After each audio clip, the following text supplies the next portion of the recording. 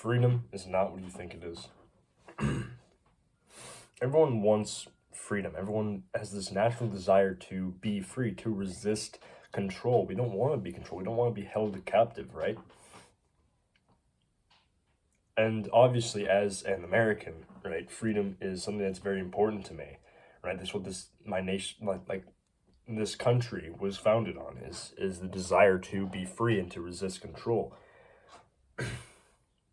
But freedom is not what you think it is, at least not in the sense that we usually interpret it, right? Freedom in the physical sense is the ability to choose what you want to do, right? To do whatever you want, really. Basically, it's the basic definition of physical freedom.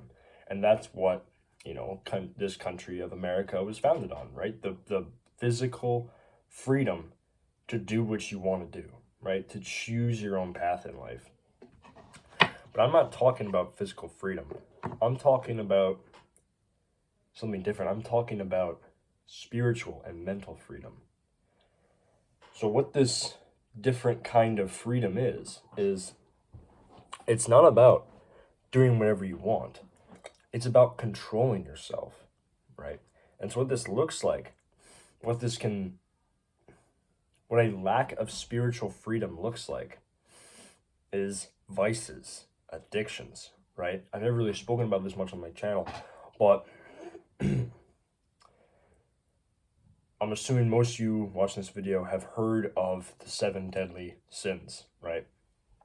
And these are, at least in Christianity, are not necessarily inherently evil, but what they are is they are paths to sin, right? So pride, a lot of people are kind of confused about pride being a sin, but it is, because when you have pride, you are more likely to commit sins from people who dishonor your pride. You're more likely to do something bad to them because you're proud of yourself.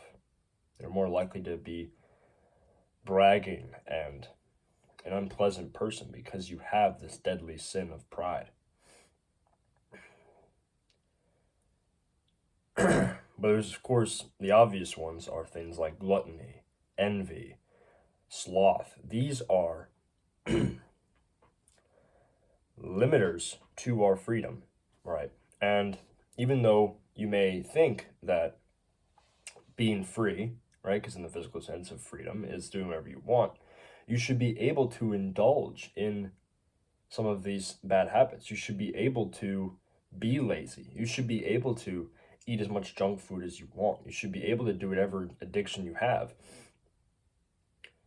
But what happens is these things take control over you. They become more than just something fun that you randomly do. They become a vice. They become your prison. You become enslaved to them. And obviously, when you're enslaved, you're not free. And so to really become free, to actually have real, true freedom, we don't want to be controlled by vices. We need to break free from that. And what this is you basically have to become your own ruler. You have to become your own king. Even though it seems counterintuitive, you have to basically become a dictator for yourself, right? Obviously, in the physical and political sense, this doesn't work, right? But in our spirit, in our mind, this is necessary, right? There's a reason that when God set the Israelites free from Egypt, one of the first things he did after setting them free is he gave them a bunch of laws. There's over 1,000 laws in the Jewish religion that God gave them, right? And these laws weren't given to them, at least most of the 10 Commandments, they weren't given to us to hold us in bondage.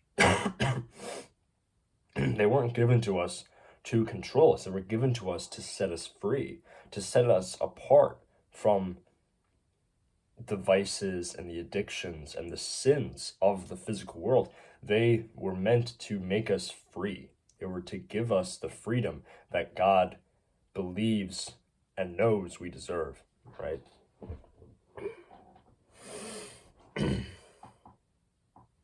So yeah, to really achieve real freedom, you literally have to become your own. Your mind needs to control you, right?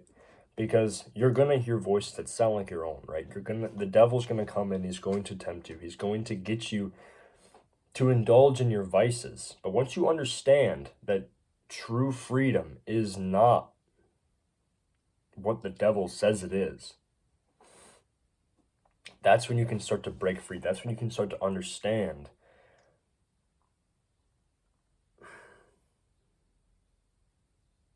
that you don't want to be controlled by your vices anymore. That's when you can start to understand that what you want in your heart, what you truly desire, is not the same as your momentary impulses, right? Your true desires, your true needs aren't always going to be compatible to your impulses. They're not always going to be compatible to your momentary desires.